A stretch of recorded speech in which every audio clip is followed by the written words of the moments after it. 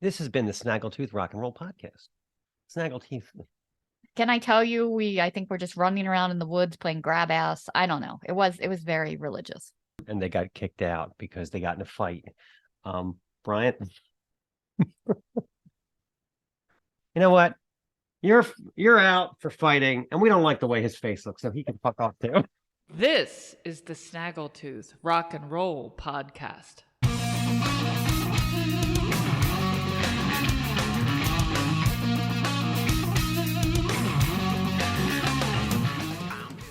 All the animals are yelling this morning.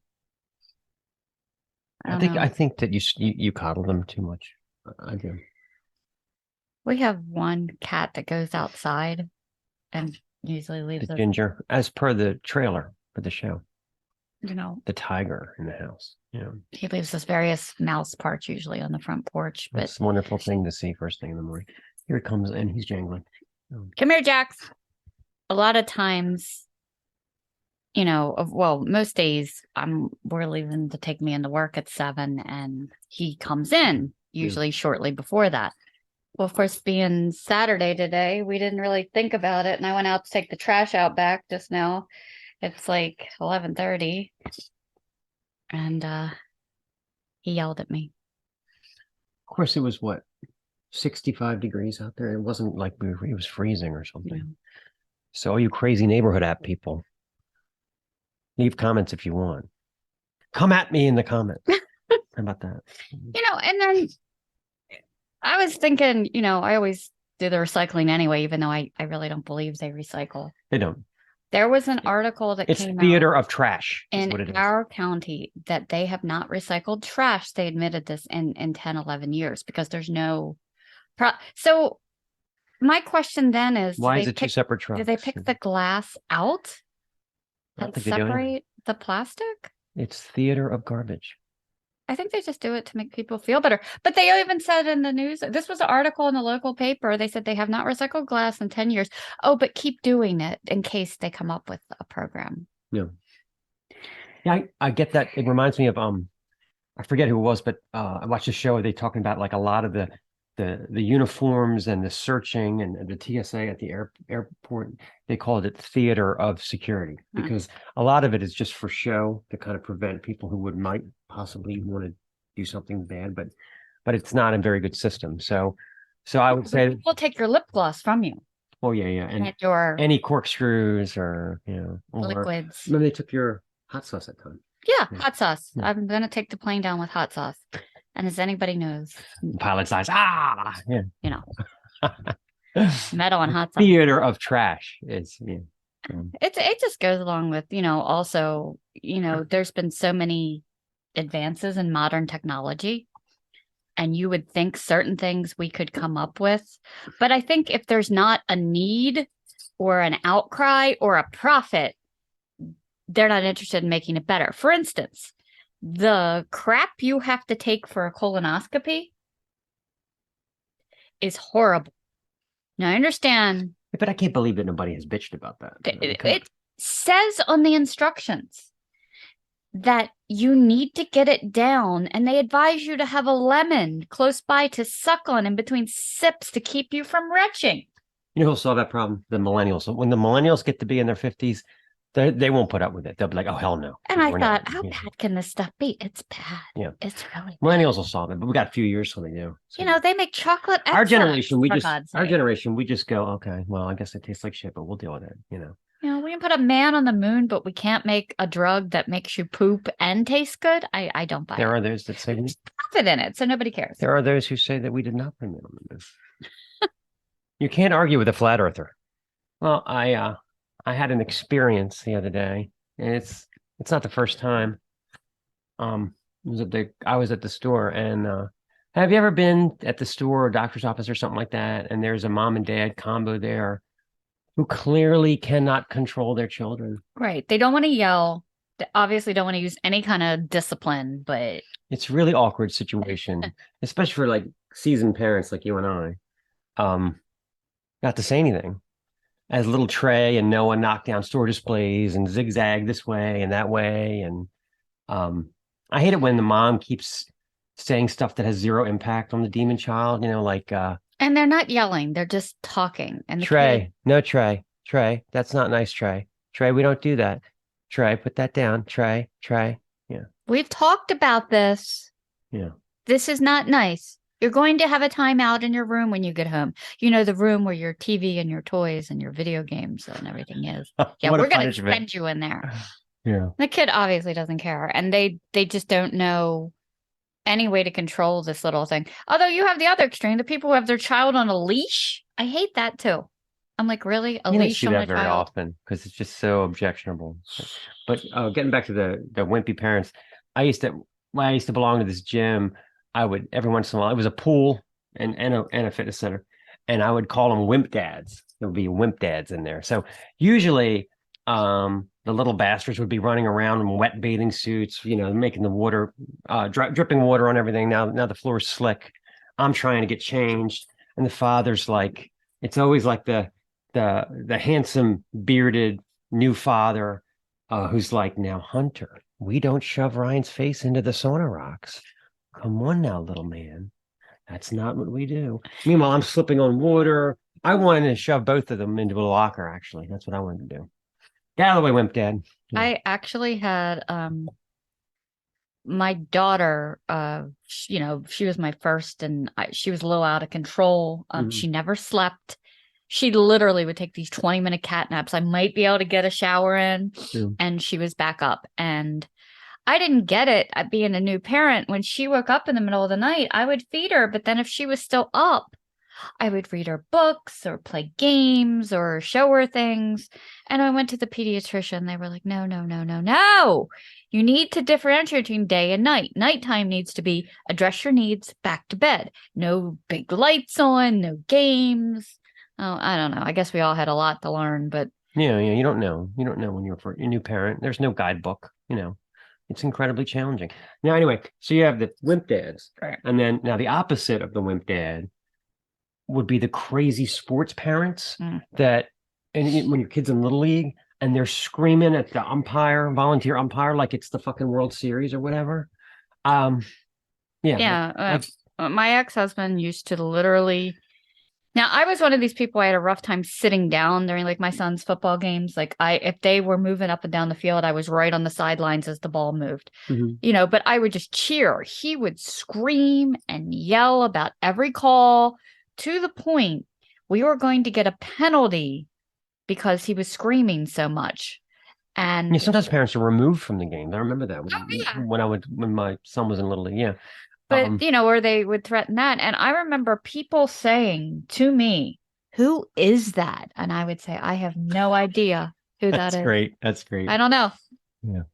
Yeah. Like, some of the parents would yell at the kids, get your head out of your ass, Webb. And I'm like, this is just so strengthening for young minds, this experience. I can remember like a little kid really getting, like, I'm talking little kid, like 11, 12, 13 years old, really getting decked. And it was always like the same thing when they're that age. You talking about football now? Oh, yeah, football. They get wrecked. And then they're crying and there's snot flying and they might or may not throw up. And their fathers are like, shake it off, get back in there. I was like, really? Yeah. They're 12. They could sit down for a minute. Yeah, like everybody's screaming at the umpire. And I just remember sitting there. It was like a surreal thing, thinking, this doesn't matter at all, does it? Is it me? This is not the World Series. There's no money on the line here. No one's bet. Do I not care enough? I mean, eventually we just stopped going because this wasn't an enriching experience for children, in my opinion. These parents were fucking certifiable. I mean, it's a kid's Little League game. Give me a break. I tell you, one of the funniest things I've ever seen involves adult sports. And this was at, I dated a guy for a while who played, over 40 league ice hockey. This was the beer league. Right. They were playing a game one night and a player on the same team got in a fist fight with the same team's goalie because they had words. Because the goalie kept saying, get away. I can't see. You're in my way. You're blocking me out. So two members of the same team were fighting. The goalie and like one of the defensemen went at it on the hysterical. same team. I was like, what is going on right now? Wow. Yeah. Yeah. Now, think about like when we were growing up, this is something very unique to my household, but my parents, I never could quite understand what their angle was at doing this. I mean, maybe it was like a control thing. My parents used to keep us in line with the promised meal, Mhm. like my mom was like the world's shittiest cook.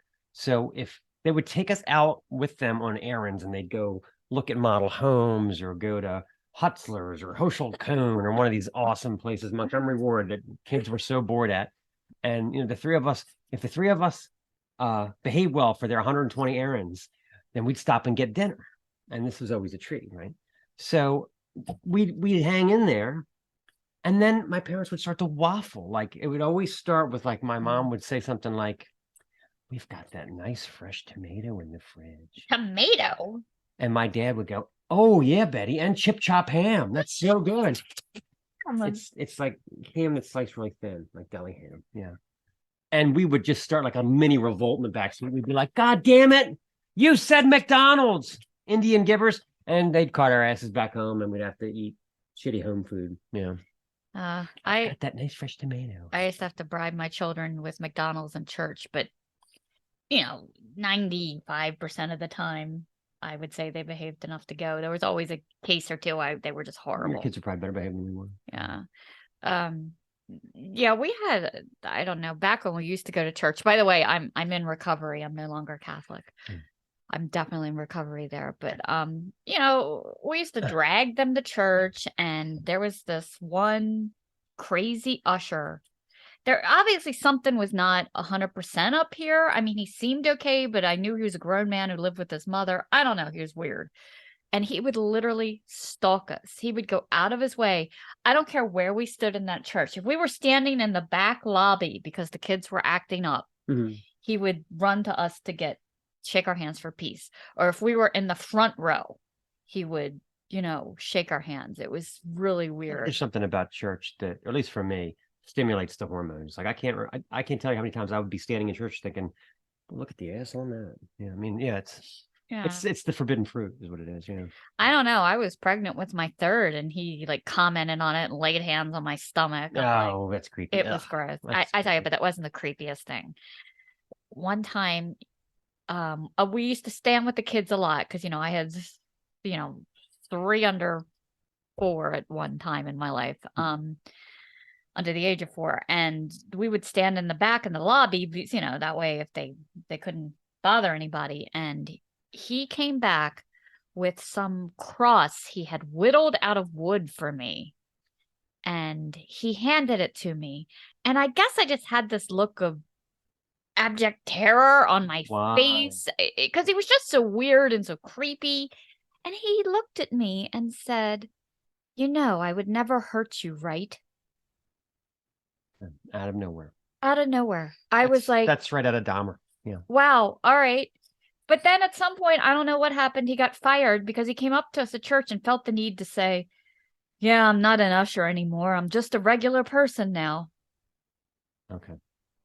So I don't weird. think I told you this, but there was a period when my kids were younger, and my older daughter has special needs, so she used to make noises in church, and sometimes people would like look at us. So we had the brilliant idea of going up where the organ was. You go up, and it was a small area, like there weren't a lot of pews there, but you could go up, and it was just a smaller. If she did squeal, people couldn't figure out where we were, so that we kind of liked it up there. Until, I mean, we were way the hell up there. You could see the entire congregation below, and it was like the middle of one of the readings, and she launched a toy. Oh no. I just saw like a little Beanie Baby just suspended in the air for a minute, and I thought, okay, we're not going up here anymore.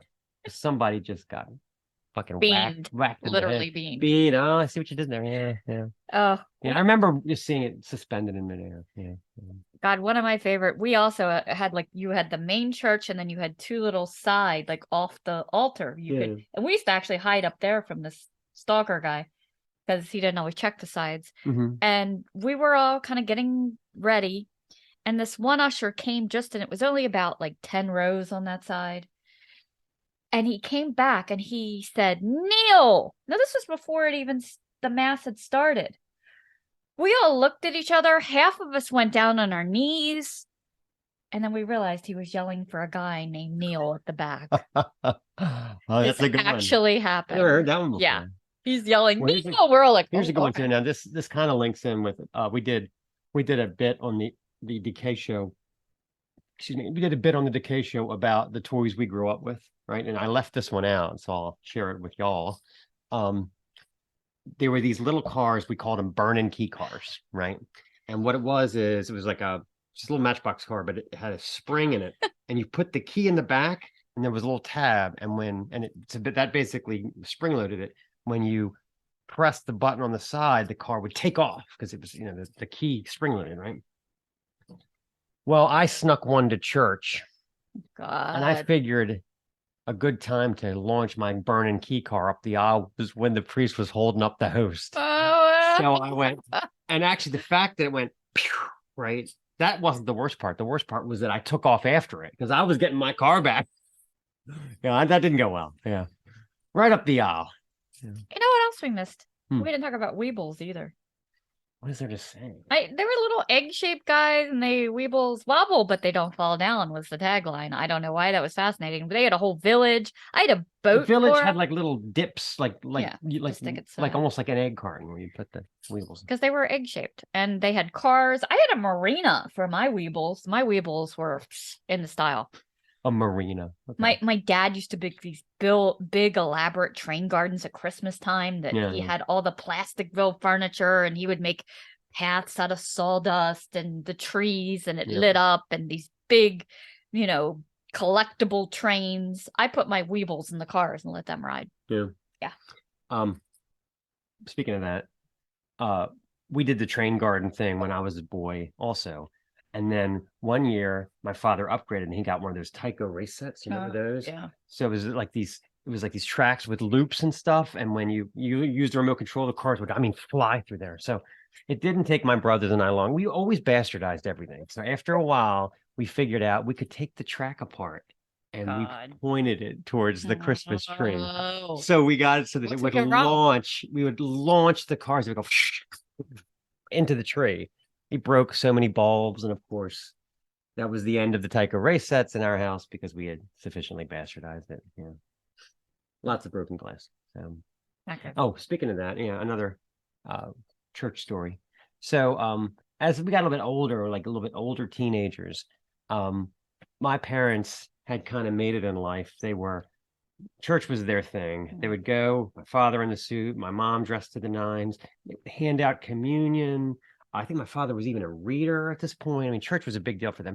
And of course, me and my brother cracking jokes all the time and not wanting to be there. We were not. And again, for some reason, they made us go. But as soon as we got to church, the understanding was we weren't to sit anywhere near them because we would embarrass them, right? So for a while, we sat in the back of the church. And then one day, I realized that the Bel Air Bakery was right up the street. So I said, hey, man, let's just go out the back door. So that got to be the norm. We'd get to church. My parents would go up to the front, get in place. We would go out the back door, walk down to the bakery, drink coffee, and talk politics with the old man in the bakery. So one time I really thought we were going to get busted because it was raining. And on the way back, we got soaking wet. But my parents didn't question why we were soaking wet. So. My mom would ask this question, and my brother, he would just twist the knife on me with this. All we had to do was say nothing. We go to the bakery, we come back for the last 2 minutes of church. We're walking out to the car. My mother would always say, what did you think of Father's sermon? Now, again, all we had to say was, it was great. It was fine. Now Brian would have to make a comment, words of wisdom. And I would, every muscle in my body would be clenched not to laugh. And we would say life-changing stuff there. Oh, we used to skip out. We were supposed to go to CCD, which was basically Sunday school on a Wednesday night.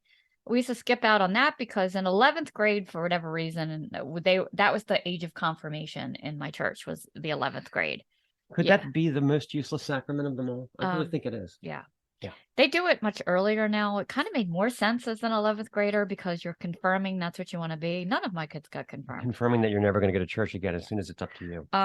So we used to leave and go to Frank's Pizza. My dad would drop me off, and I had a girlfriend who drove, so we used to just go over to Pat's Pizza and eat pizza and check out guys. And it got so bad they actually sent a notice that we might not be able to graduate or get confirmed because we had missed so many classes, because we used to blow it off more often than not. But they were not too bright. I mean, we're 11th graders. They took boys and girls on this retreat out like in this like hotel-y place in the middle of nowhere. And guess what movie they chose to screen for Raging Hormone 11th graders? What? Mixed company. Top Gun. They showed us Top Gun. Yeah, probably not a good choice. Yeah. Can I tell you, I think we're just running around in the woods playing grab ass. I don't know. It was very religious. Both of my brothers were altar boys at the same time, and they got kicked out because they got in a fight. Bryant, there was this closet where they had all the frocks for the altar boys. And Get the rock out of here. Brian thought it would be a good idea to hide in there and jump out. Oh my God. And the other kid didn't take too kindly to it. But the funny thing is, Brian got kicked out and Scott too, just for being there, right? And then the same thing happened in CCD a couple years later. They were in CCD and something else happened that was completely my one brother's fault. And he got in a fight, but they both got kicked out. It was like, oh, we just don't like him. So he's out too. Yeah. Happened twice. It was so great. Yeah. The Catholics are they're so inclusive, You know what? You're out for fighting, and we don't like the way his face looks, so he can fuck off too. You're out for laughing. Yeah, exactly. But getting back to the parenting thing, I remember we were friends with this, like, when the kids were younger, we were friends with this kind of progressive young couple. I think worked with my ex-wife or something. And they were one of these, they would brag at company events and parties that their children were only allowed to have natural foods. They might have even been vegan. I don't know. But they were really obnoxious kind of yuppies. No sugar. Yeah.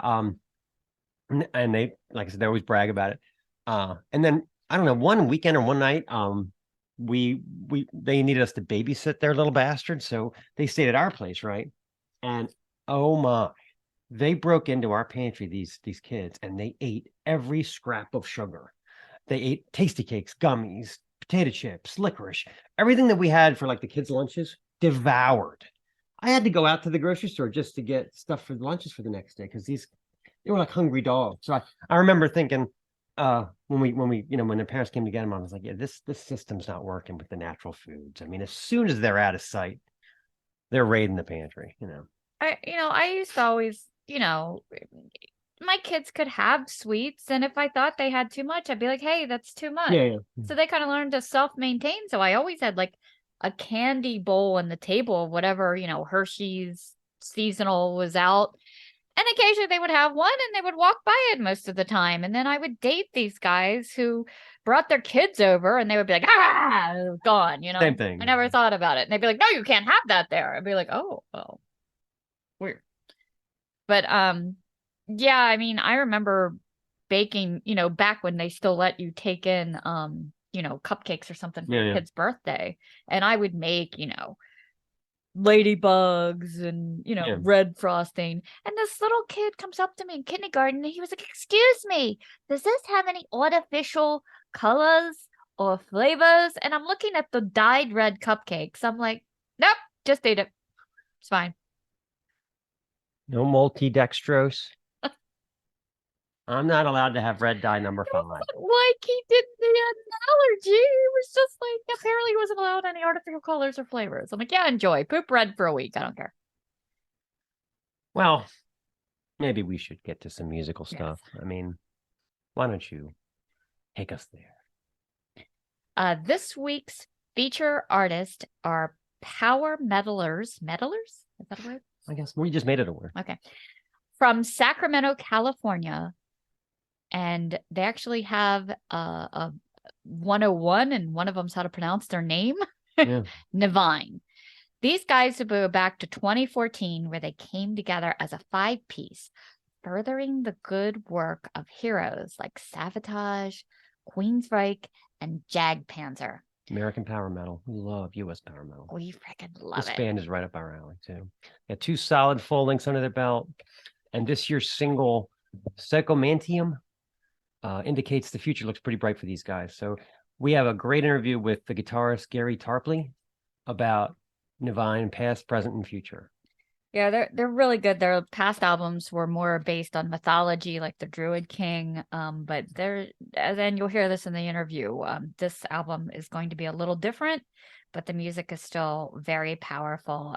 Vocals are great, guitar riffs are great. So I really think you're gonna love them. So why don't you introduce the first song? All right. So from the 2017's offering, The Druid King, this is Niviane with The Berserker. Yeah, so funny aside, and we talk about this too, they actually, to film the video for The Berserker, just put out a request for fans to just come out and make this video. So The story of what the fans had to go through is great. So stay tuned for yeah. that. It's great. Yeah. All right, let's talk about Patreon. We're going to start this week posting our 3rd Deaf Ears on the Patreon. So there are still 3, but the 3rd is going to migrate to the Patreon page for subscribers only. Yeah, so if you want to get our in-depth research, you need to subscribe. Stacy's book reviews, my CD reviews, some outtakes, and possibly a picture of Mark and Stace in high school dating.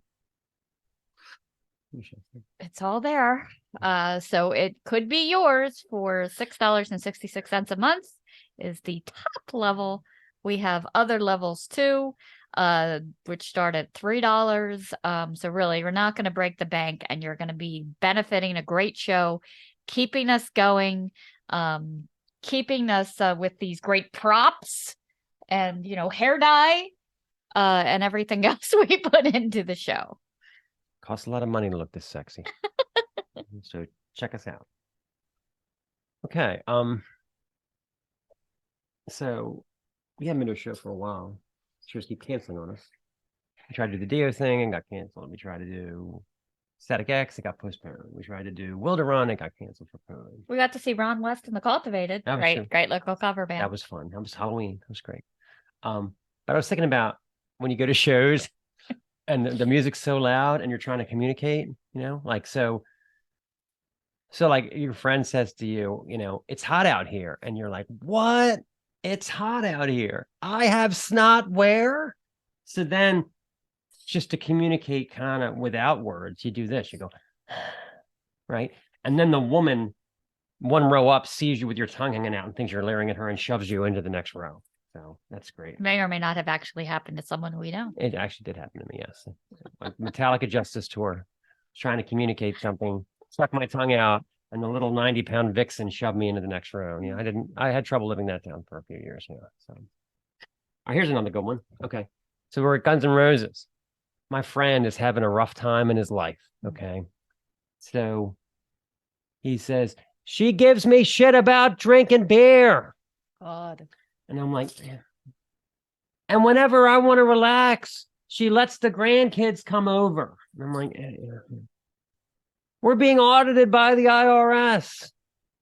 Recently, my dog was kidnapped and held for ransom. Did you go to a concert with Debbie Downer? Did I mention my gums are bleeding?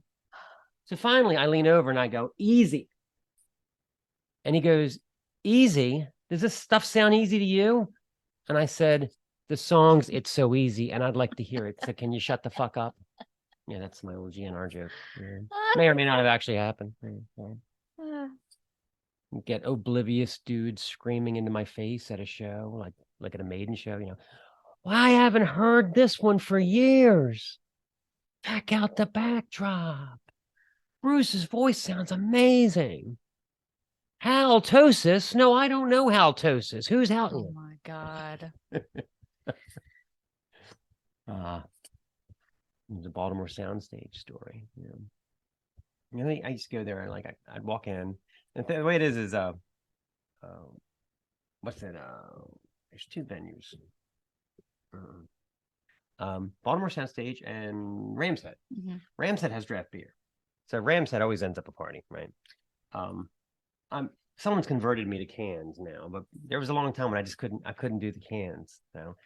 So I'd go into Baltimore Soundstage, and there was a cute bartender. She'd lean in to hear your order, and she's got like multiple earrings, and to hear over the din of Cannibal Corpse or whoever's playing. And I'd lean in and I'd yell, "What IPAs do you have on draft?" And she would just, and then I'd lean in again and I'd go, "On draft." Like this would be like 2 or 3 times. Finally, after I made a fool out of myself, she would just point to the 3 or 4 cans that were available. Yeah. They've come a long way with cans, which I think I've demonstrated to you. They really have. They make the nitro now, which makes it like it's draft. And I never thought with Le Fin, because I always used to get Le Fin de Monde, which is one of my favorite beers, Unibrow, check them out. But every time I say this, I go to the store and they're sold out. So maybe I better start talking about them. But they had the one with the cork and the top. But for one bottle, I think it retails for about $8.99, but it's so worth it. You get about 2 pint glasses out of it. They make it in cans now, and they do it in such a way it's the same effervescence as that cork. So I do read the comments. I know you want us to talk more about Stacy's cans. So there you go. We did. Oh, that was a good one. I just tell a story about the horseshoe. Oh God, we met some friends out at this hole in the wall bar. Just literally, it was a hole in the wall. And, we wanted to know what an IPA they had. And the girl clearly didn't know what an IPA was. She's like, "What? My blood type?" It was so bad. Like, so the girls, like, they open up the beer fridge and they're doing this. They're literally holding up a beer with their phone as a light. And I'm going, "No, Bud Light, no, Coors Light, no." So finally they dug out an IPA. There was this old man at the edge of the bar. He actually felt sorry for me. He started paying for my drinks because I was just like, "Oh my God, no, that's fruit punch. That's not, what are you doing?" It's a seltzer. Put it back. Put it back. Yeah. Clearly you're not a very good bartender. For some reason, then we thought it was a good idea to order a martini. They're like, "A what?" What kind of battery acid did we end up drinking? That was terrible. I don't know what that was. It wasn't a martini. And then remember our friends were smokers, so we went back outside to talk to them, and then there was the man in the corner complaining because he has a small penis. He was just sitting there saying how he has a big stomach and a small penis. I mean, we didn't know this man from, Adam. Yeah. But then you left your phone there. And we went back to get it the next morning, and Small Penis Man was still there. He was like at the. I think he lives there. He would have to. Yeah. So. I think he was in different clothes. So, yeah. I don't remember. He's really planning ahead. Yeah. Anyway, so enough of our tomfoolery. Let's play a song. I'll introduce this one. This is from Niviane's 2020 album, The Ruthless Divine, and this is called League of Shadows. So our sponsor this week is Imperfect Foods. If you haven't checked out the commercial we did for them, you should check it out. It was award-winning dancing. It was. Although we didn't win an award, but it was definitely award-winning. For one of their top reels, if you do hashtag Imperfect Groove on Instagram, you can see it. You can also see it on our Instagram pages. All that effort, right? I wrote the lyrics, I sang the lyrics, we recorded the dance moves, we had choreography, and we got beat up. Children, or like some lady wagging a broccoli or something, wasn't it? Oh, she was dancing with stuff. Maybe we should have danced with the products, but anyway, it's out there. But they are still our sponsor. We are unappreciated in our time. They are great with the soaring grocery store prices, especially if you are like us, just small 2 people. They have small portions, so you're not going to have to spend $28 on a multi-pack of steaks. You can get smaller portions on your meat, your eggs. They use upcycled ingredients. I know you've tried the broken pretzels that are chocolate and mint. It's like thin mints. Really good. Yeah. In our house, food goes bad, and we're always out of wine. This is always the way it is. Fucking out of wine again? Yeah, alcohol moves, food sits. That's just our way. So anyway, they have great foods, great snacks. They have produce. They have pantry items. And again, all of it is upcycled ingredients. So along with getting yummy goodies for you, you're also reducing your carbon footprint and saving the planet. It's a win-win. Plus, your food gets delivered right to your door. No standing in line at the supermarket, no self-checkout yelling at you, just your food on your porch. Enjoy. So click the link in our show notes and you can save 20% off your first order of Imperfect Foods. And maybe you can make your own commercial. Check out the short of me fighting with the self-checkout on YouTube. It's in our shorts section. It's great. Classic. Oh. All right. Yeah. Lecturbation time. And we got a really fun one this time. Oh, God. Yeah. Now let me just preface this by saying that when I was in 6th, 7th, and 8th grade and you were going to a beer party, and yes, it did start that early, you were judged by the records you were carrying under your arm. And we wanted females to be there. So if you brought a Journey record with you, you were automatically in because, I mean, the dudes loved listening to Van Halen and Motorhead and shit, but we needed music for some females too. So I will begin with Journey records. We'll start with, let's see, which one should, I'll start with this one. Okay. So a lot of people have forgotten about the Greg Raleigh era of Journey. You hear the songs on the radio once in a while, Lights, Any Way You Want It, The Party's Over, but pre-Escape Journey is kind of forgotten. And one of the things about pre-Escape Journey that should be discussed is their horrible fashion sense. So we're talking 77, 78, 79. I'll show you some photos. So same time period. Here's Ramones. Here's Van Halen. Here's Lemmy and Crew. Even this dude kind of figured out how to look rock and roll. Now take a look at this. So we have this is Departure. Look at those tiger beat faces.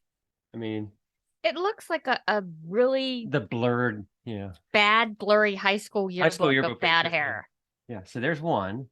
That's a good one. Yeah. Hold on. It just gets worse, right? A lot of big hair. Then you have. I wonder if they had perms. No. Whoever was their fashion advisor needed a fashion advisor. So you have the Evolution record, and then you got, oh good God, who gets a suit like that? Yeah, I've never seen a guy with a tied off open shirt. Yeah, and everybody's different. Like everybody did different. Like it's like there was no coordination of the outfits at all. I think they just blindfold them and push them into Goodwill, and they had to wear whatever their hand touched. Yep. Like the blue tuxedo. Now, Armani does not make a blue tuxedo. Probably the best album from that era is this one. It's got Lights on it. It's track for track. It's really good. It's got a song here called I think it's Winds of March. Really good stuff, right? But this wins the award. Look at this. I mean, good God. Wow. He's sitting on nothing. We've got everything from the terrible tuxedo on Steve Perry to he's about to go run a track meet. Yeah, and I like the chair. He's sitting on a chair and they blanked out the chair. I mean, look, this is the era. This is the era of Van Halen and Motorhead, and nobody told these guys what to wear. So yeah. Now the best encapsulation, no pun intended, of this era is the Captured live album, which is a kick-ass album. I mean, I love it. But you can still see the fashion sense hasn't gotten much better at this point. Oh, suspenders. And the inside of this album, if you look at the pictures of them performing live, I picture just a trunk with a bunch of shirts and pants shoved in it and scarves and boas and whatever else. And before every show, they just kind of go in and they go, put this on, put this hat on with the big feather. I mean, just terrible, but good music. I mean, so let's play a song from the golden era of Journey.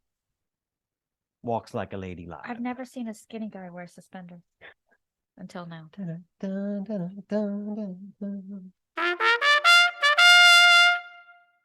Walks like a lady. Okay. All right. It's time for Ask Jens. This week we asked Jens, what's the most he ever paid for a drink? He dispenses great wisdom. And if you haven't checked out the Firebombs, get over to Spotify, check them out. They are some kick-ass classic rock and roll. So here it is. What is the most you've ever had to pay for an alcoholic drink? Oof. Maybe $30. 30 Something. it's- Yeah, I think it was in. what's the currency there? I don't know. Well, Kroner. that's a good question. I think Euro? $1 is like 10 crowns here, something like that. Okay. Yeah. So it is like 300 crowns. Wow, so you paid, wow. Yeah, but this wasn't here. It was when I was on a ski vacation in Chamonix in France. Oh, okay. Yeah, that's many years ago now. But that was really expensive, actually. What drink was it? It was a Long Island, I think. Oh. Yeah. So I don't know what they mixed in it. That was so expensive. I don't want to know. Yeah, if you look at what goes into a Long Island, it should not taste good, but it does. Yeah, it does. Yeah, and it's very strong. And I mean, you can get really drunk on it if you drink like 2 or 3.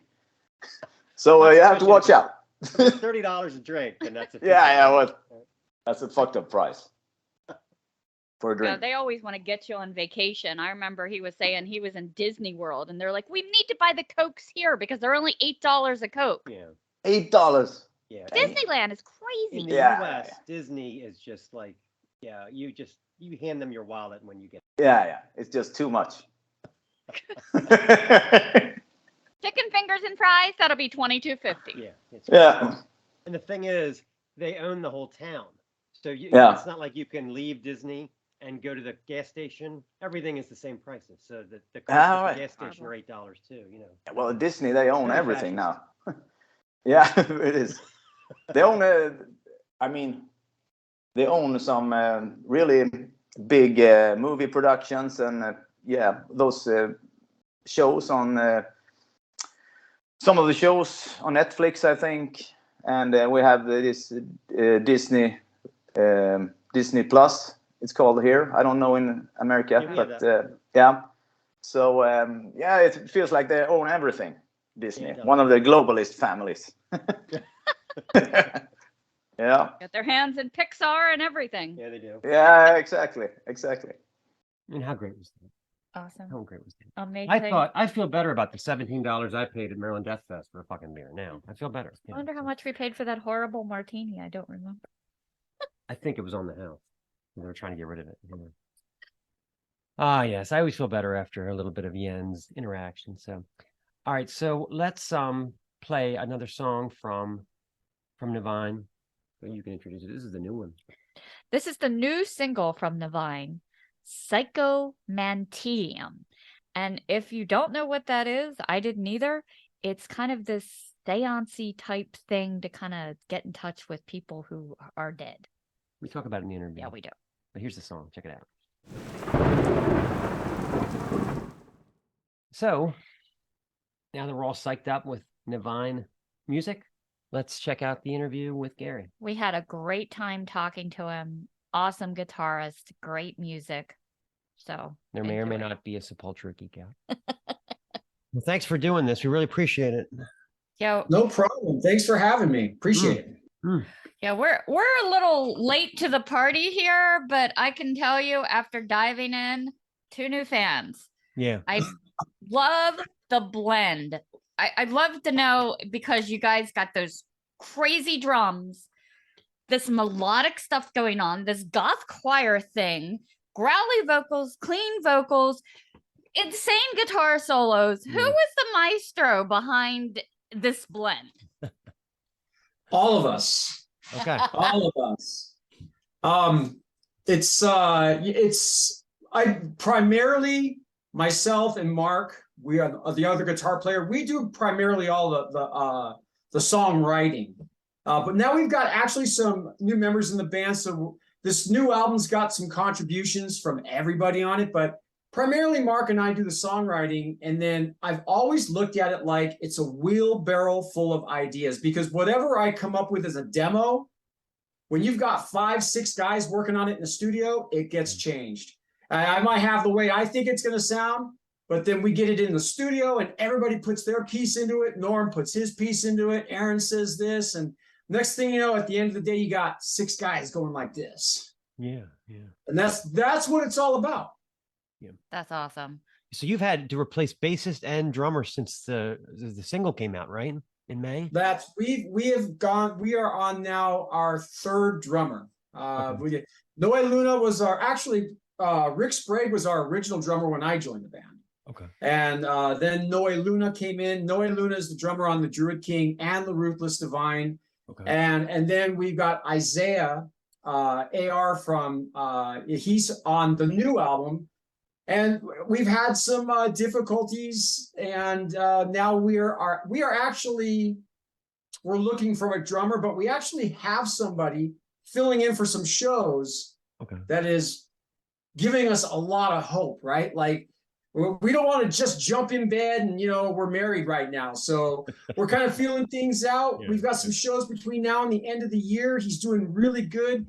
I'll tell you, we played a show last weekend with absolutely no rehearsals with this drummer that we're using right now, and it was almost flawless. Now think about that for a second.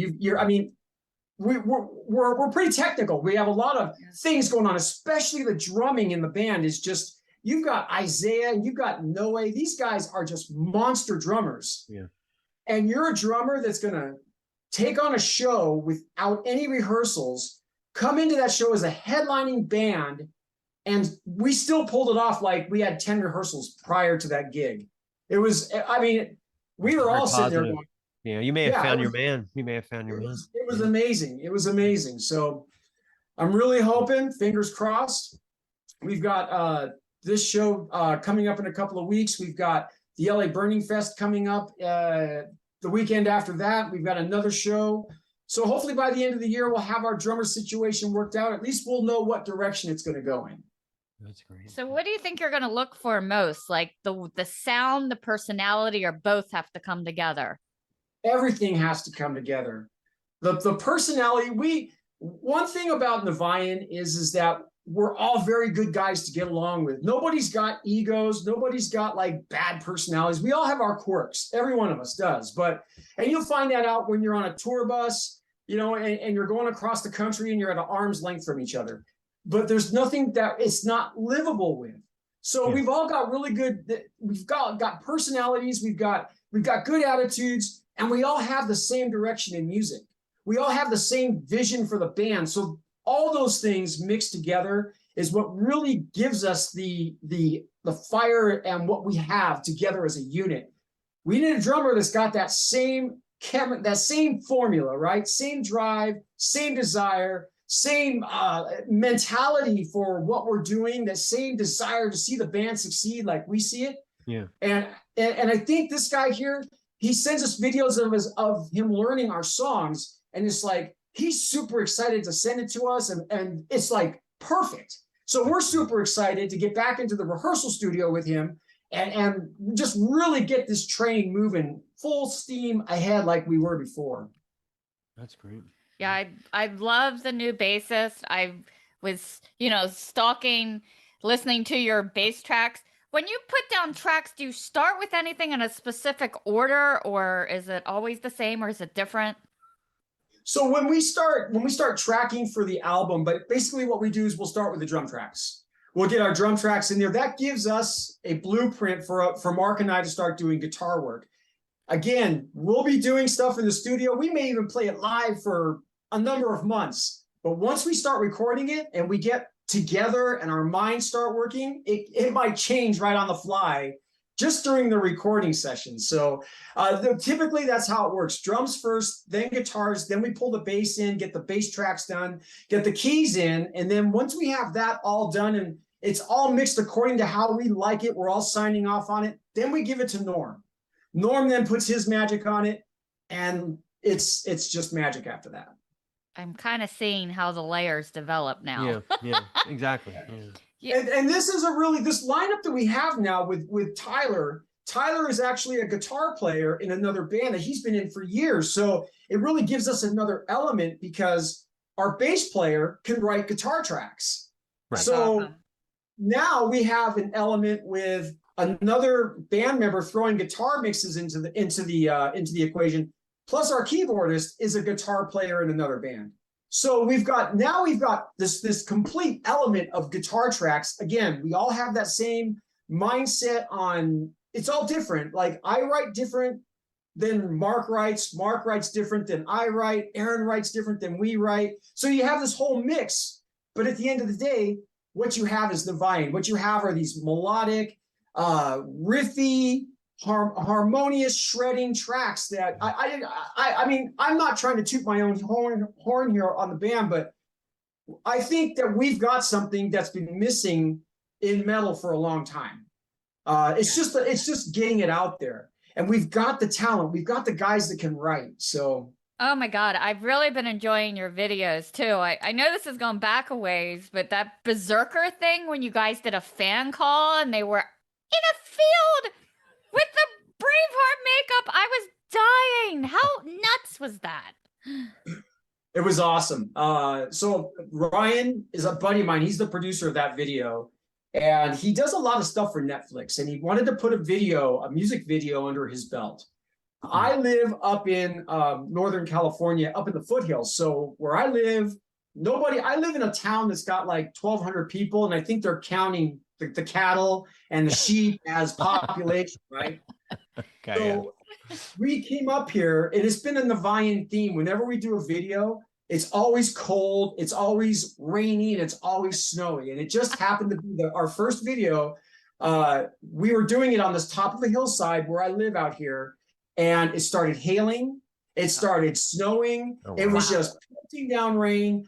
It made for such a wonderful video. Now, I want to express my gratitude if any of our fans get to watch this, that how thankful and grateful that all of us are. They were having to lay in these puddles. These were not created puddles. Created, yes, but created by Mother Nature in like 30-degree weather. Oh, wow. And the director was yelling, "Stay down there, stay down there." As everybody's going and being shot, and everything's, I mean, and my wife is like carting people back and forth from where they are to our house in towels and blankets because they're shivering to death. And I remember standing with Mark going, "Holy shit, these guys are doing this for us, man. It's great. These are our fans." Yeah. And they're lying in mud in cold weather for our video right now. Yep. And it's, Berserker's got that that painkiller feel about it. It's got that double bass, and he does that layered high vocal. It's total painkiller. It's great. I would lay there for it. I would.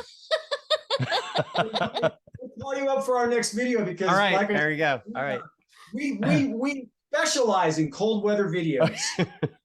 Yeah, I loved like the foot like splashing in the blood puddle. That was awesome. Yeah. Great It's the little graphics. things. Yeah. It's the little The things. really cool thing about that video and also Fires in the Sky is we can watch that video and go, "Hey, that's a real good friend of mine. That's somebody I hang out with every day. I see them in that video." That's You know, great. some of these people are using shots from that video as their profile on social media. So it's Oh, that's so great. It's super cool. It's cool. Yeah. All right, so thus far, I think my favorite tracks are like Falling from Elysium. Love that one. What idea was like to tell it from Lucifer's point of view? That was a great idea. So when it comes to the songwriting aspect of it, that's a Norm question. Okay. The songwriting it's I don't know if it's different. I'm a guitar player, so I write riffs. Yeah. I listen to a lot of different music, so I could be driving my car, right? And I can hear this riff in my head. I have these wonderful devices nowadays that they have voice recorders on. Yeah. So I will hum what I'm hearing in my head, get home, break a guitar out, start recording, and then I give it to Norm. And Norm comes up with these lyrics. And so to where the concept, that is something that Norm would really have to answer because I could not do it justice. I can tell you how the song was written and where I was at the time the song was written. But the lyrics, Norm is the mastermind when it comes to that. Guys, for your back catalog, do you ever have to go back and relearn some of these solos that are so long and intricate? Yeah. There's some songs that we hardly do play. There's something like for me, every once in a while, I will just go back and play all the old stuff that we don't even rehearse anymore, just because of that fact, because I don't want to have to go back and have to totally relearn something because we haven't touched it in a year. So I try to keep some of the older material fresh because I still like to play it, whether it's just by myself in my studio or with the band. There's songs like Sinking Ships, for instance. We've played that song live once. I think we probably rehearsed it in the studio 3 or 4 different times, but it's too long of a song. We'll never play it live again. Under a request, we played it live. The one time we did play it, somebody said, "You guys got to play Sinking Ships." So we worked it into the set, and it's an awesome song, but it's one of those songs where we never play it, and then every once in a while I hear it and I'll go, I got to play along with that. So then I play it on my own.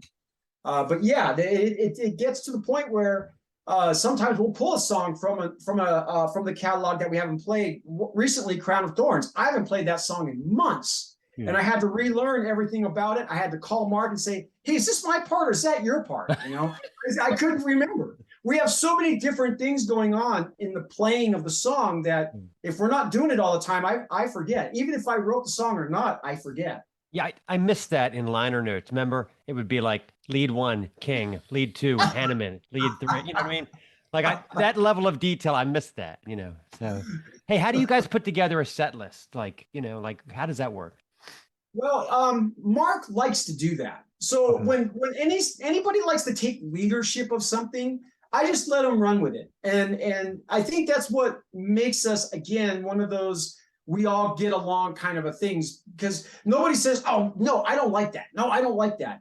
Mark likes to take the set list. He presents it.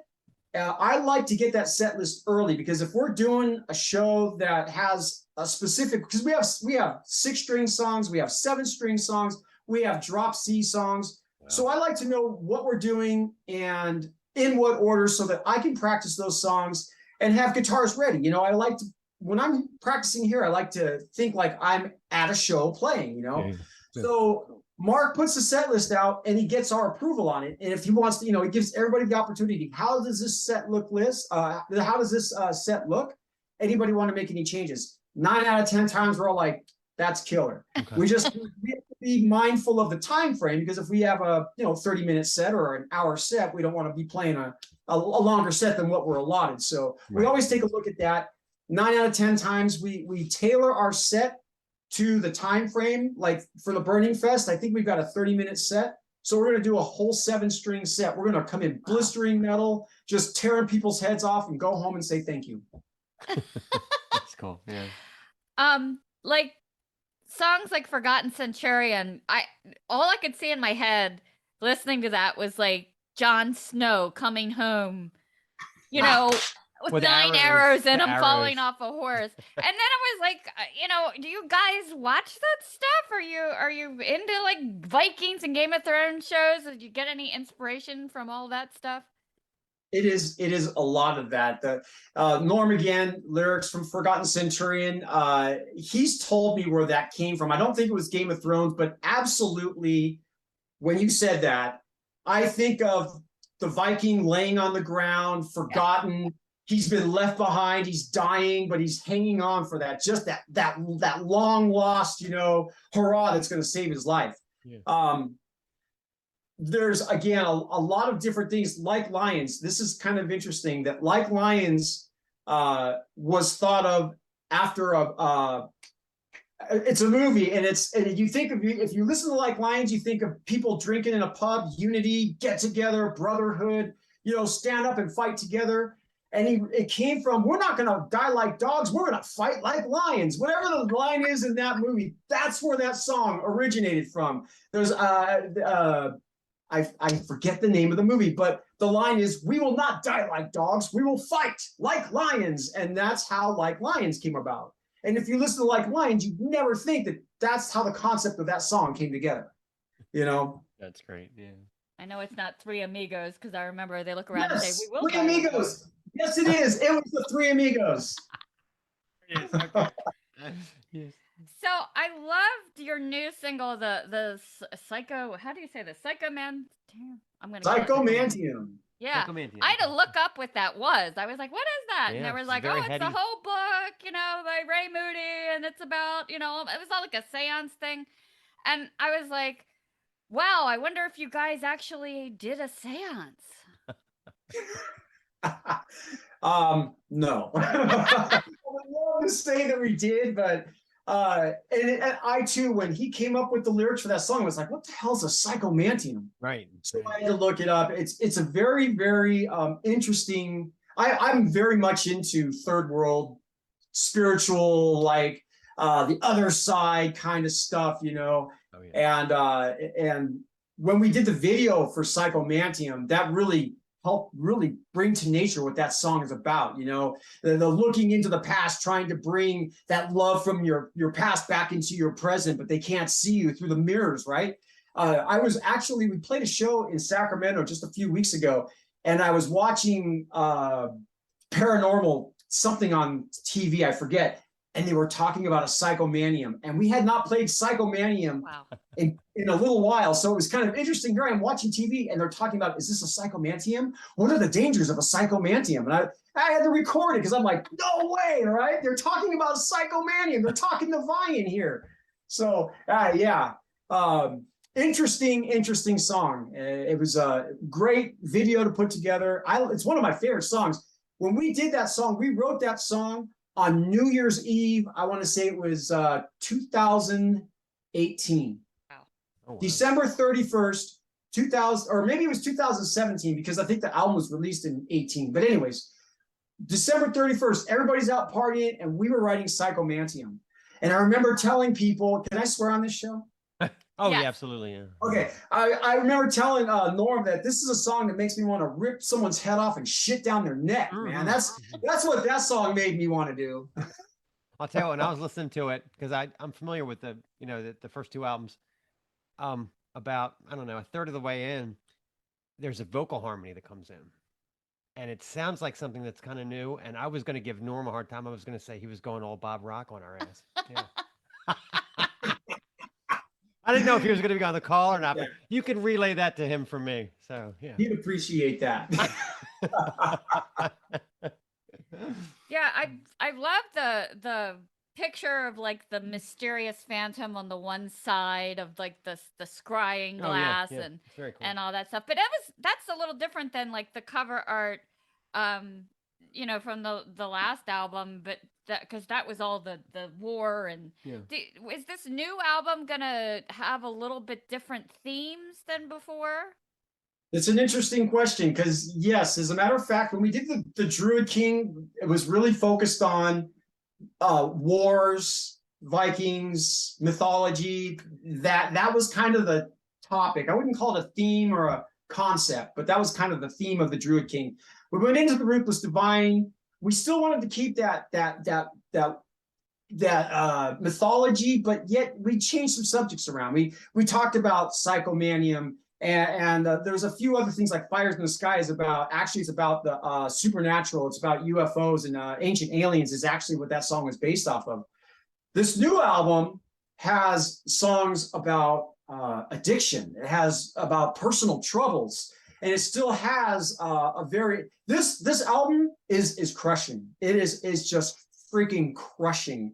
Probably the most mature, heaviest album we've done, but the lyric topic is much different if you go back from, say, the Druid King to our new album now. So I don't know if we can mention the name of the new album yet. I think Norm put it out there, but we do have a new album name for it, and hopefully we'll have it released early next year. Oh, that's awesome. That's great. Yeah, you know what? I've noticed like across like different, I'm always listening to Release Radar and new stuff. Across the board, it seems like growly and clean vocals you're hearing more and more and more. You know, Rabbit Junk, In This Moment, you guys. And it really grabs my attention because it has such a way of like punching it home when it needs to be. I just love that style. You guys are amazing. Norm has he's got the talent for that. I mean, like I said, we can take our music when we give it to him, and then when we get it back from him, it's amazing. I mean, it's like, holy crap. You know, you listen to it, then you listen to it again, and then you listen to it again, And the feel that comes from when Norm starts to put his magic on the songs. Again, it's not because I'm a member of Niviane. It's not because any one of us wrote the song. I take that completely out of the equation when I'm listening to it, because if there's anything critical about it, I want to be critical. I want to be able to go back and say, hey, we need to change this. We need to do that. But 9 out of 10 times, Norm comes back with this magic and you're just like, holy shit, I got to listen to that again. Holy shit. And it's really, like you said, it's about the feeling in that song when you're listening to it. I was checking out your guys' merch stuff too. Big props for actually having a Shield Maiden shirt, because us girls get forgotten all the damn time. I was like, yay, more Vikings! And it's in a women's shirt, not a men's small. You know what I mean? Yeah, exactly. Yeah. Right. That's great. I was excited about that. I'm like, go Lagatha, right? I'm already on the what our next round of shirts is going to look like, and I was told to slow down a little bit. You know, we've got to get the album released first. We still got a lot of work to do on this new album, but I've already got concepts for shirt designs and things like that for this new album. It's got me super excited. That's great. That's great. awesome. Yeah. All right, so are you ready to play our little game? I love playing games. Bring it on. All right, this is called 5 Random Questions with Stace. So I have questions random from numbers 1 to 85. So I need you to pick 5 numbers. Okay.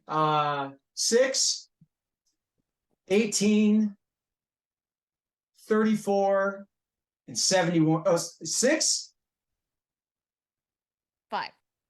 Oh, 5. 6, 18, 34, 45, and 71.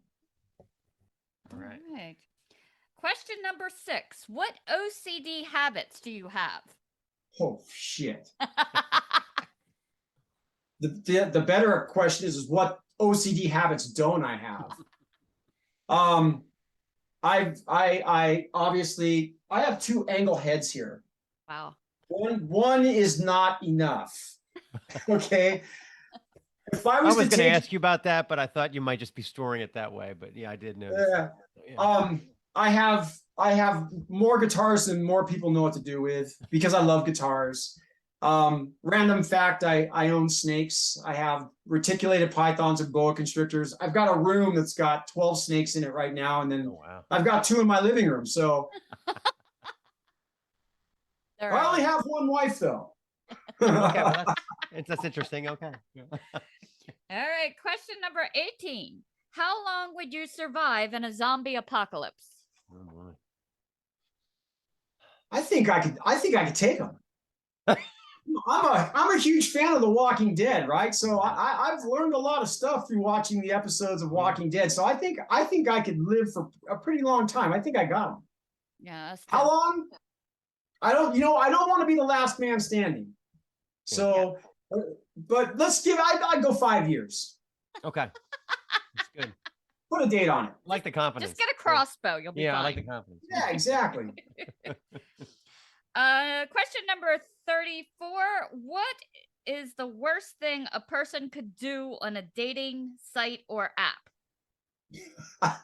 Respond to me.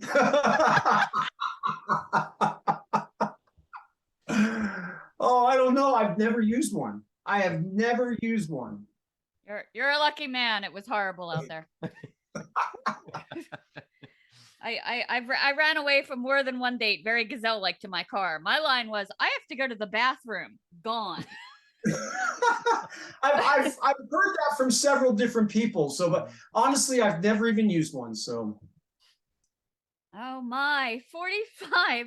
What is your go-to dance move? Oh my God. Oh, hey. Is this push the ceiling up? I like it. I like the 0 hesitation. I like that. Yeah. Yeah, I love to like run and like listen to like new songs that are coming out or whatever. And sometimes, it's always a mix. And it was kind of this rap song. And he was like, if you're here for, the drinks, put your drinks in the air. If you're here to smoke, put your blunts in the air. If you're here to fuck. And I thought, what are we putting in the air now? But it wasn't what you thought. I'm just listening to this in horror going, oh my. I remember when you played that. I was like, where is this going? But he didn't go there. He didn't. I was scared for a moment though. All right. Small aside. Are we on the last one? Yeah, we did 45. So last one, 71. What is the first record or CD that you bought yourself? Okay, first that I bought myself was Number of the Beast. Oh, look at Oh, that. wow. Yeah. Yeah. The hard part about that is Ask me that the first everything's a Iron Maiden letdown. album I ever had. Everything's a letdown. First after Iron that. Maiden album I ever had was Killers. And I'll okay. tell you a little story behind that. I was in junior high school and I saw this girl wearing an Iron Maiden shirt with this monster, and I was scared and I was intrigued at the same time. I was like, "What the fuck is that?" Yeah. And I found out. I had my mom buy me the album, and I fell in love with Iron Maiden. That was back in 82, 83. Yeah. I have spent so many hours arguing that Number of the Beast is the best one with other headbangers.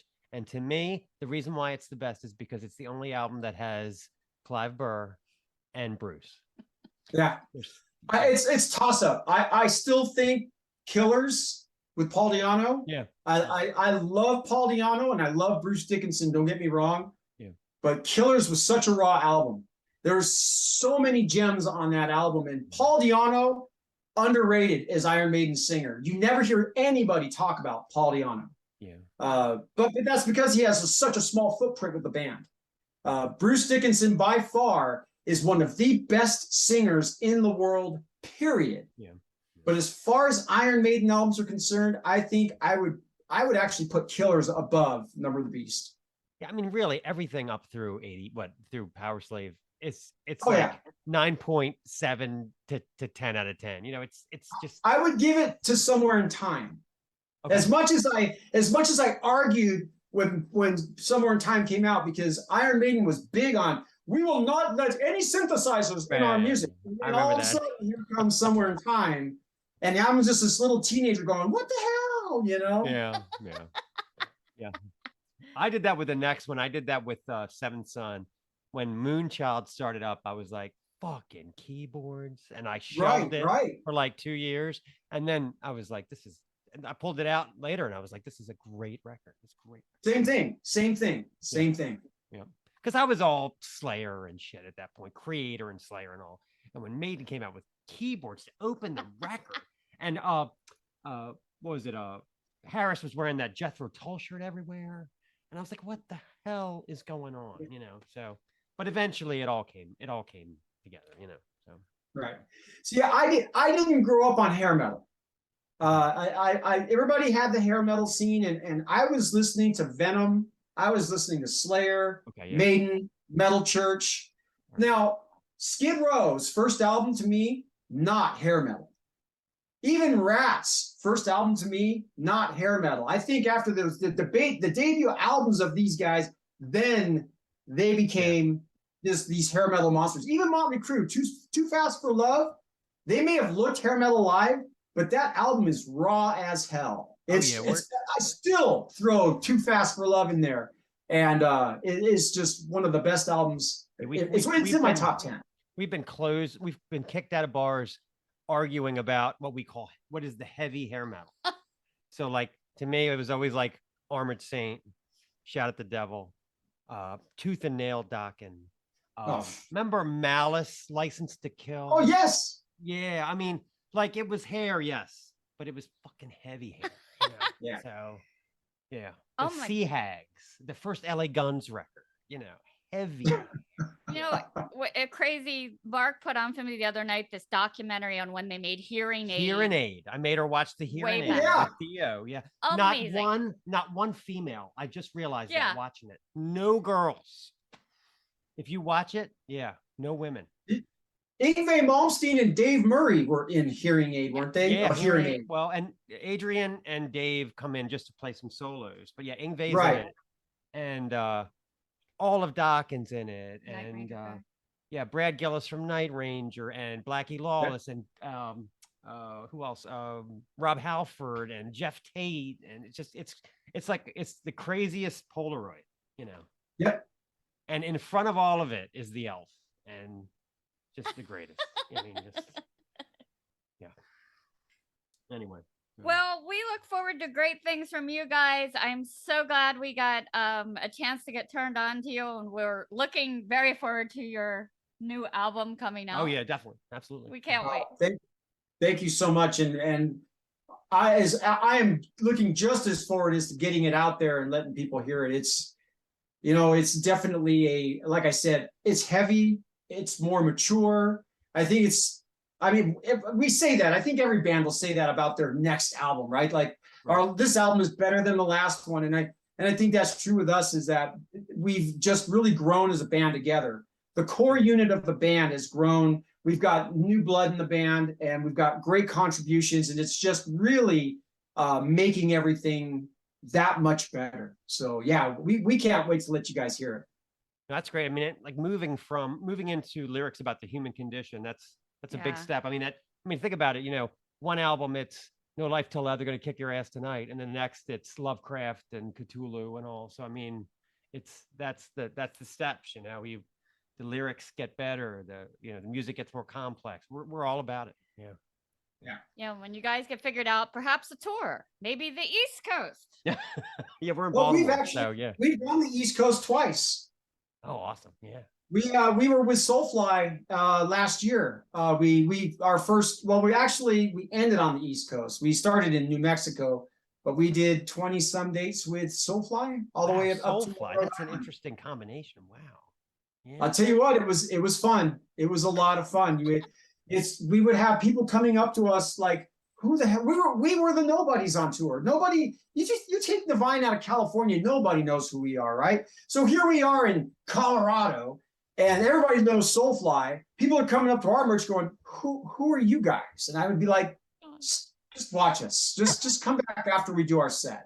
Oh my. And it was amazing. People came back, they're like, you guys fucking rad, man. You guys fucking killed it. I hear a lot of people say, man, you guys are what metal used to be. And what was Cavalera like? My God, I don't think I could even talk. I mean, well, it was cool. He was very, very humble. But it was also post-COVID, so everybody was really like staying away from each other. We would see each other. It wasn't like he was trying to hide, but everybody was trying to stay healthy. Gotcha. Dino Cazares was on tour with them, so I actually got to speak a little more with Dino than I did with Max. We're very grateful to have us on tour. He actually, on the last show, he came out to us and said, hey man, you guys were so great. I wish we could have you for the whole tour. That's cool. Yeah. But Dino and I and a couple of us spoke about gear and all sorts of other things after one of the shows. He's a great guy, just a great guy, a great guitar player. Just wasn't a lifetime experience, you know. We've opened for Testament. We've played with Amon Amarth. And when you're someone like me, right, and you're sharing the same stage with people that you idolize, I get it. I do. Man, it's like the man that wrote Beneath the Remains. I don't know what I would even say. I'm like, I've lifted a lot of barbells to your music. I don't know what to say. You know? What the fuck, right? So. Exactly, right. Well, I was speaking with Johan from Amon Amarth at the show. And same thing. I go to the gym and I'd be working out to Jan's Viking. And I'm speaking to the freaking singer, man. I'm like, holy shit. Bearded majesty, I know. Yes. You guys had some crazy story though about like an all-nighter from Fort Wayne, Indiana to Pipesburn, Virginia to play metal in the mountains. Did you have to go all night? So that's kind of like been the story of a lot of our between shows. On paper, it looks great, but when you're in an RV pulling a trailer and you're up in these windy mountains, you know, it's 6 hours. So on that particular tour, our old bass player, he was a night owl, so he would drive us until 2, 3, 4 o'clock in the morning. Wow. Get us to a rest stop. I'm an early bird, so I would take over and drive. We would literally drive it would go like this: unload, sound check, wait, play, wait, load up. It's 11:30, 12 o'clock at night. You're loading out. Your next gig is 6 hours, 7 hours away, and you got to be there by 2, 3 o'clock in the afternoon. So you are driving literally through the night on most of these between shows just to get there in time to get into the parking lot to get 2 to 3 hours of good sleep. And then you're getting up, unloading, doing the same thing over and over again. On this last tour, I think we had like maybe 2 shows where we were less than 2 hours between stops. Wow. But even when we were on tour with Serenia, it was the same thing. We were just driving all the way through the night. And here's the other thing. We're in an RV, a rented RV. And some of the guys, they're not really, they drive. They don't remember they've got a 14-foot vehicle that they're driving. Oh, yeah. And I would get woke up at 2 o'clock in the morning going, Gary, we're stuck. We're stuck. This was in Pennsylvania. And there was an overpass and it said minimum 10 feet. Our RV was 13 feet. Oh my God. So our driver, our bass player, we don't have a driver. We are the drivers. So he pulls over, he wakes me up and says, hey man, we got a problem. So here I am calling the local police department because I don't know what else to do. I'm like, how do we get out of this? So I'm calling the local police department at 2 o'clock in the morning. Hi, we're from California. We're on an RV and we can't get our RV beyond your tunnel here. But so the police department show up. They're very cool. We got off, they're telling us, they said, well, I think it's 10 feet to the corner. He said, we've seen RVs go under that before. So they stopped traffic, allowed us to get out into the middle, and they basically sat there until we got underneath to make sure that the top of our RV did not catch the bottom of that tunnel. And we got through. Did they bring melted butter to help? Exactly, Good right. Lord. That'd be I bet he harrowing. had something in the trunk. I bet he did. If not, I had it. Yeah, I've seen you guys live on YouTube and it just looks like an incredible show. So Yeah. We try. I'm all about connecting with the fans. Mark is the same way we all are. We want to get close. We want to let you know that we want to interact. If I'm out there and I'm wheeling, I want to put my guitar out there. I want to have fun. That's what this is about. Bottom line, nothing else. I want to have fun with the crowd. I want to show metal. That's what this is. We're a family. We are a big metal family, and when we go do a show, I'm going to bring that. And we just had we just did a show in Sacramento, and I was at the stage. I was doing my thing, and I saw a security guard come up and whisk some people away from the stage because they were getting close. They never touched my equipment. They never interacted with me. They were just sitting there like going like this, like people do. Right. And the security felt that I was pissed. Yeah. I want to interact with people, we're all in this together. That's great. So yeah, Mark and I, we get up there, we have fun. We feed off of each other. We solo back and forth. It's great. Yeah, no, it sounds great. you could do a crowd surf guitar solo. What do you think? That's right. Boy, this. Woo, woo. Don't drop me. Well, hopefully we catch you during your next tour. Once you get everything in place, we'll keep an eye on you, and we can't wait. Yeah, thanks again for doing this. We really appreciate it. Falling on deaf ears.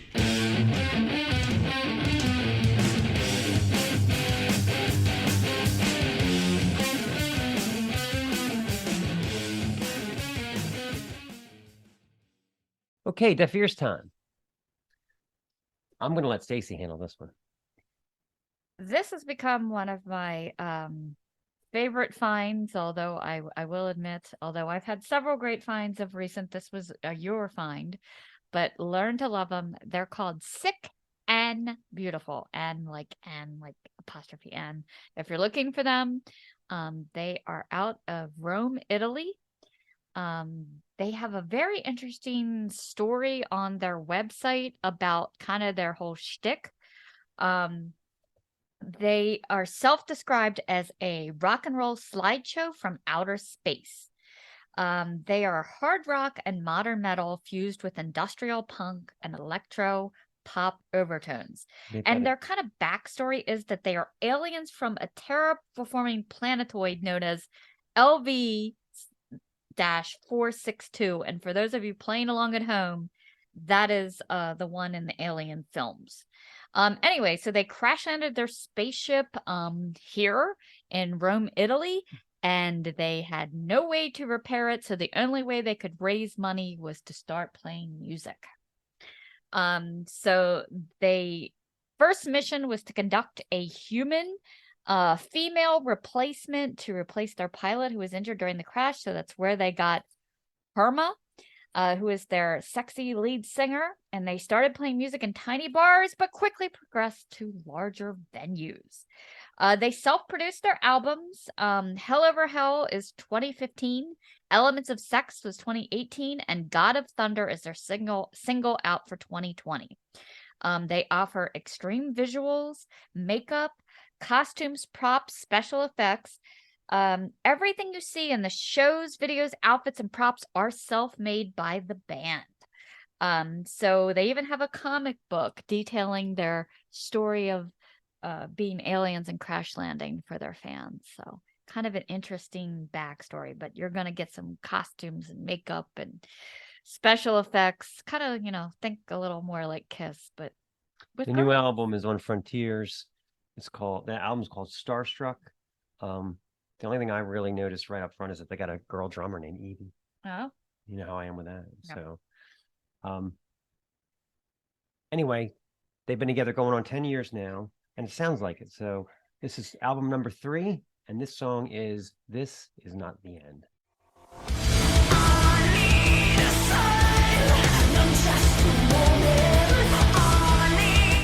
Okay, Deaf Ears 2 from Philadelphia comes the land of Summerland. gritty. Summerlands. And funny enough, they're on Relapse, which is right there in the foothills of Philadelphia. This is their second album. It's called Dream Killer.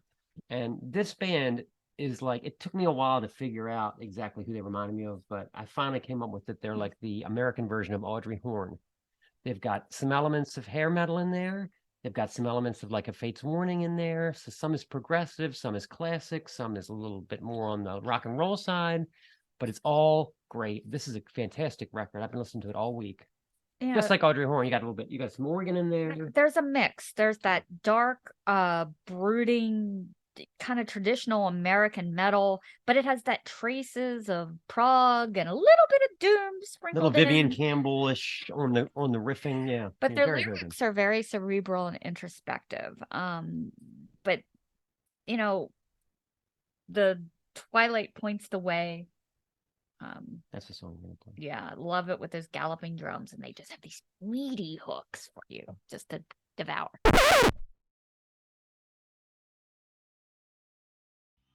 Two of the best blues players in the whole world here tonight. Two of the best.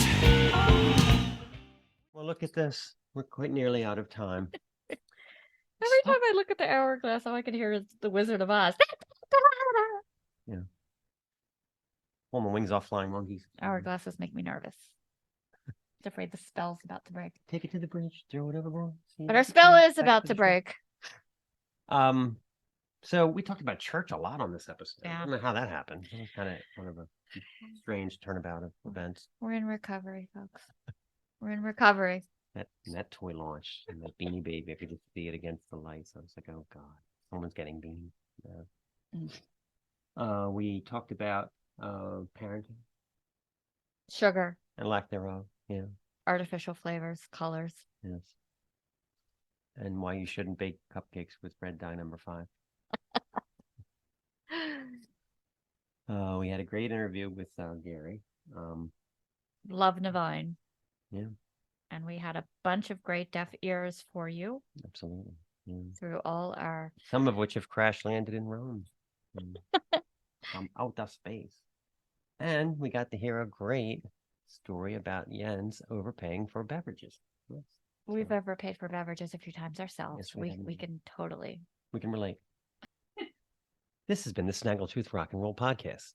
Snaggletooth theme, courtesy of Jens Kemgren of the Firebombs. Deaf Ears theme, courtesy of Tim Green of the Fucking Champs. Be sure to check out our Deaf Ears bands, Sick and Beautiful, Summerlands, and White Lawn. All content 2022 the Snaggletooth Rock and Roll. This is the Snaggletooth Rock and Roll Podcast.